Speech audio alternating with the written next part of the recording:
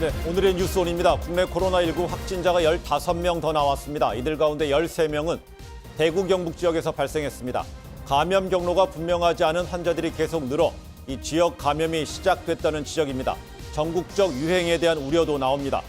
이 새로운 국면을 맞은 코로나19 발생 상황, 이 현장과 정부 발표, 전문가 진단을 섞어서 심층적으로 짚어보겠습니다.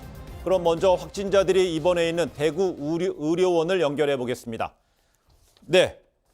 네, 국내 배양진 기자, 확진자들 누구인지 확인됐습니까? 네, 오늘 오전까지 새로 확인된 코로나19 확진자는 모두 15명입니다.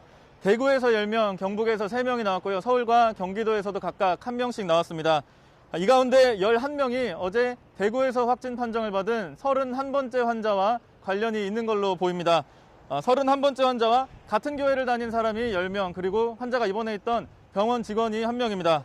이 밖에 서울에서는 70대 남성이, 그리고 수원에서는 20번째 환자의 초등학생 딸이 확진 판정을 받았습니다. 새로 확진된 20번째 환자의 딸은 11살로 지금까지 나온 환자 중에 가장 어립니다. 대구 경북 지역에서도 환자가 2명이 추가가 됐는데 아직 역학적 연관성이 확인되지 않았습니다. 네, 교회에서 감염된 환자들이 많은데 이 슈퍼 전파자가 나왔다고 봐야 하는 겁니까? 네, 현재까지 대구 신천지교회와 관련된 환자는 모두 11명입니다. 다만 이 31번째 환자가 슈퍼 전파자냐에 대해서는 조금 더 역학조사가 필요하다는 게 정부 판단입니다. 31번째 환자가 다른 환자들에게 다 전파를 시킨 건지 아니면 그 환자도 그 안에 있는 다른 환자에게 감염이 된 건지를 아직 모른다는 겁니다. 네, 지역사회 감염이 의심되는 상황인데 정부 대책은 나왔습니까? 일단 정부가 대구라는 특정 지역에서는 지역사회 감염이 일어났다고 볼 수 있다고 했습니다.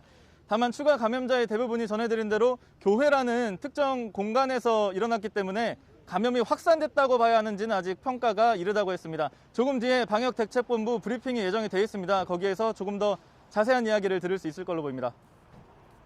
네, 확진자가 이 무더기로 나오면서 시민들도 굉장히 당황스러울 텐데요. 이 정부가 국민들에게 어떻게 이렇게 대응해달라 부탁한 부분도 있었죠.